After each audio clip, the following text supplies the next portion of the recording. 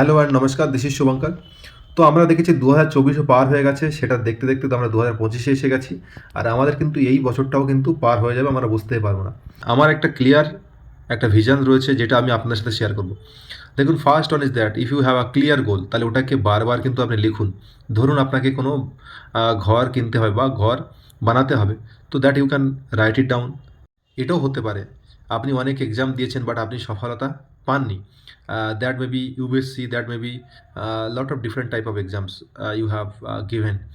সেটা হয়তো সফলতা আসেনি, সেটাও কিন্তু আপনাদেরকে লিখতে হবে। আর কী কী প্রবলেম হয়েছিল সেটা কিন্তু আপনাকে লিখতে হবে। দ্বিতীয় হচ্ছে যে আপনাকে you have to learn a daily basis আর নিউ স্কিল। নিউ স্কিল মানে এটা হয়তো হতে পারে basic computer skill. Basic computer skill যেমন হতে পারে আপনার এক্সেল, মাইক্রোসফট ওয়ার্ড বা মাইক্রোসফট পাবলিশার বা আরও অনেক কিছু। বা আপনার নিউ স্কিল হতে পারে যে আপনি বাস্কেটবল খেলতে ভালোবাসেন, সেটাও শিখতে পারেন, বা ফুটবল প্রেমী ফুটবল শিখতে পারেন। So it's depend on you.